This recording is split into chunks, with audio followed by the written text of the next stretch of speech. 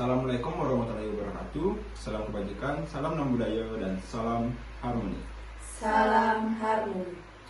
Baik, selamat pagi untuk teman-teman sekalian. Di sini kami dari kelompok 2 akan menyajikan subtopik dari tujuan dan fungsi sebuah penilaian.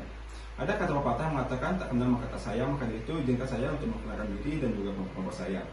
Perkenalkan, nama saya Nusantara dengan NIM 221103172324. Di sini saya sebagai moderator dan juga penyaji 1. Dari rekan saya. Perkenalkan, nama saya Nuflista Febriani dengan NIM 2211031750 sebagai penyaji 2. Perkenalkan, nama saya Dewa Yudika Permatasari dengan NIM 2211031699 sebagai penyaji 3. Perkenalkan, nama saya Ani Putri Desirani dengan NIM 2211031727 penyaji 4. Baik, karena sudah perkenalan, kita akan lanjut ke video selanjutnya, yaitu tentang pemaparan materi. Baik, karena tadi sudah dilakukan pengenalan diri di kelompok kami, materi selanjutnya akan kita bahas adalah tentang submateri yang akan kita bahas pada video kali ini. Nah, yang pertama itu adalah tentang pengertian penilaian, yang kedua ada fungsi penilaian, yang ketiga ada tujuan penilaian, yang keempat ada manfaat penilaian, yang kelima ada teknik penilaian, yang keenam ada prinsip-prinsip penilaian, dan penghujung pada pembahasan video pada hari ini itu adalah pembacaan kesimpulan. Baik, tanpa basa-basi kita akan lanjut ke materi selanjutnya. Baik, akan saya lanjutkan ke materi selanjutnya, yaitu adalah pengertian penilaian. Nah, pengertian penilaian pada garis besar, yang dimana penilaian tersebut adalah alat ukur untuk melakukan suatu pendidik. Jadi penilaian tersebut adalah sebagaimana pengubahan informasi yang sudah diberikan oleh tenaga pendidik kepada peserta didik, yang dimana akan diukur dengan satuan skor atau nilai. Nah, adapun Nandang Sujana tahun 1965 yang menyatakan bahwa dalam melakukan penilaian itu adanya objek dan juga karakteristik dalam penilaian, yang dimana objek yang dimaksud itu adalah peserta didik, dan juga yang sebagai karakteristik itu adalah sebagai cara untuk melakukan penilaian tersebut. Nah, adapun PP nomor 19 tahun 2005 tentang standar nasional pendidikan, yang dimana mencakup penilaian di sekolah dasar dan sekolah menengah pertama, yang mencakup atau terdiri atas satu yang adalah penilaian dilaksanakan oleh pendidik, yang kedua penilaian dilaksanakan oleh satuan pendidik, yang ketiga adalah penilaian dilaksanakan oleh satuan pemerintah. Baik. Jadi setelah kita mengetahui apa sih arti penilaian itu, jadi kita akan pasti kalian bertanya-tanya apa sih tujuan dan fungsi dari penilaian itu sendiri. Mari kita lihat di video selanjutnya.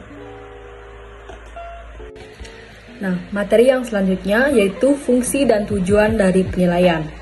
Nah, tentunya penilaian memiliki fungsi dan tujuan, yaitu yang pertama ada fungsi dari penilaian. Menurut seorang ahli yang bernama Nana Sujana, penilaian memiliki beberapa fungsi, yaitu yang pertama, alat untuk mengetahui tercapai tidaknya suatu tujuan konstruksional.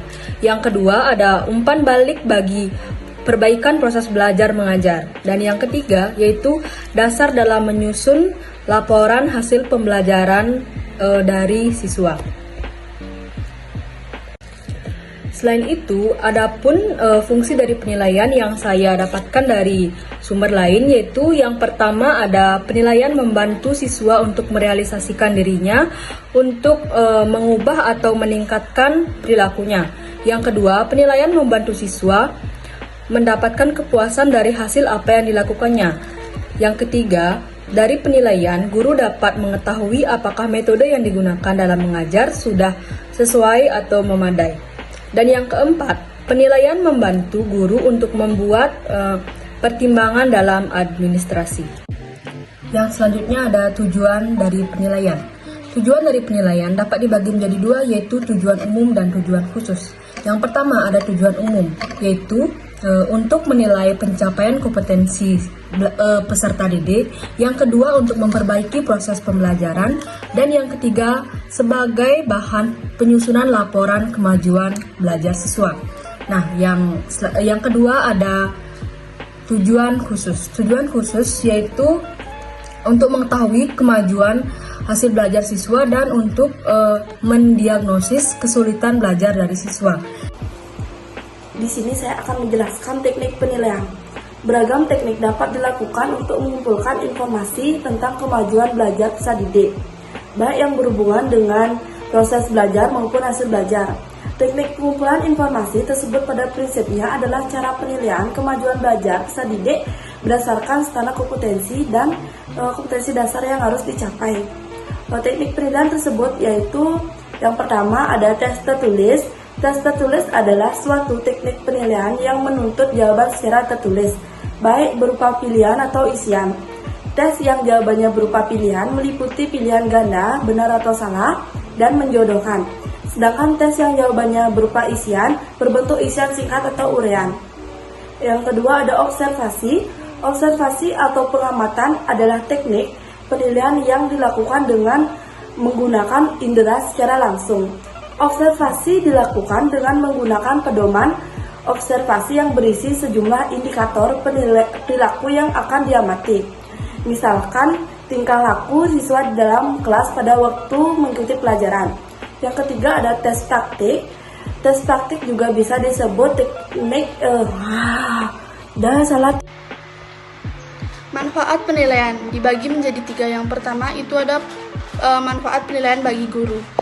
Dengan melaksanakan penilaian, guru akan memperoleh data tentang kemajuan belajar siswa. Guru akan mengetahui apakah materi yang diajarkan sudah sesuai atau tidak dengan kemampuan siswa.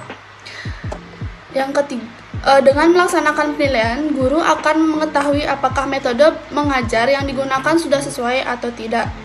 Hasil penilaian dapat dimanfaatkan guru untuk melaporkan kemajuan belajar siswa kepada orang tua atau wali siswa. Yang kedua, manfaat penilaian bagi siswa. Hasil penilaian dapat menjadi pendorong siswa agar belajar lebih giat. Yang kedua, hasil penilaian dapat dimanfaatkan siswa untuk mengetahui kemajuan belajarnya.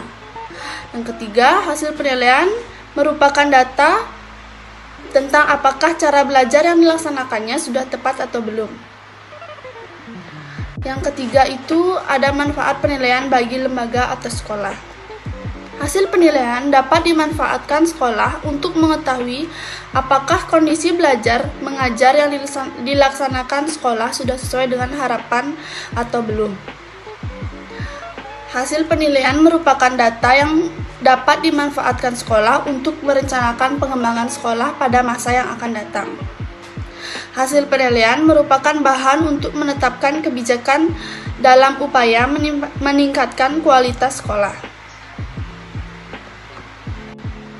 Prinsip-prinsip penilaian pembelajaran. Prinsip-prinsip umum penilaian yang pertama itu ada kontinuitas. Prinsip evaluasi pembelajaran yang pertama yaitu harus dilakukan secara kontinu atau berkelanjutan, sehingga terlihat keberhasilan antara kegiatan sebelumnya dan setelah melakukan evaluasi. Yang kedua itu ada komprehensif. Komprehensif artinya evaluasi harus dilakukan secara menyeluruh untuk menilai beberapa aspek di antaranya, seperti aspek efektif, kognitif, dan psikomotorik peserta didik. Yang ketiga itu ada objektif. Untuk mendapatkan hasil evaluasi yang baik, maka proses evaluasi tersebut harus dilakukan secara objektif. Artinya, faktor-faktor subjektif seperti hubungan guru dengan siswa, kedekatan guru dengan siswa, faktor perasaan tidak tega, dan lainnya tidak boleh dimasukkan dalam proses evaluasi. Yang keempat ada kooperatif. Proses evaluasi pembelajaran harus dilakukan dengan berkoordinasi dengan berbagai elemen untuk mengembangkan siswa melalui guru mata pelajaran, guru wali kelas, kepala sekolah, orang tua, hingga petugas administrasi. Bahkan evaluasi juga harus melibatkan siswa itu sendiri. Hal ini bertujuan agar seluruh elemen yang terlibat dalam evaluasi pembelajaran merasa dihargai karena sudah berkontribusi langsung atau mengikuti kerjasama yang dilakukan. Kesimpulan, berdasarkan pada pembahasan di atas, dapat kita simpulkan bahwa tujuan dan fungsi penilaian adalah suatu pengukuran kemampuan yang dimiliki oleh siswa dalam proses pembelajaran. Selain itu, dalam melakukan penilaian, seorang guru juga memiliki pengetahuan dalam melakukan penilaian seperti teknik penilaian yang harus diketahui oleh guru supaya dalam proses penilaian bisa dilakukan dengan cara selektif dan juga tepat. Tujuan penilaian yaitu mengetahui tingkat penguasaan kompetensi dalam sikap, pengetahuan, dan keterampilan. Terbatasnya ketuntasan penguasaan kompetensi peserta didik dipatasi dengan program perbaikan atau pengayaan berdasarkan tingkat penguasaan kompetensi, tes pengukuran, nilai, dan evaluasi. Memiliki perbedaan arti dan fungsi, namun semuanya tidak dapat dipisahkan dalam dunia pendidikan, sebab semuanya memiliki keterkaitan yang erat.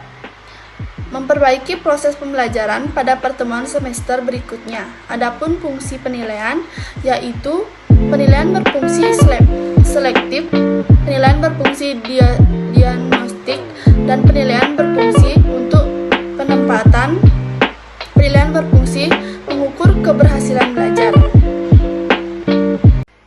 Terima kasih sudah menonton video dari kami, dan sekian pemaparan video dari kami. Kami tutup dengan Prama Santi. Om Santi Santi Santi Om. Dadah.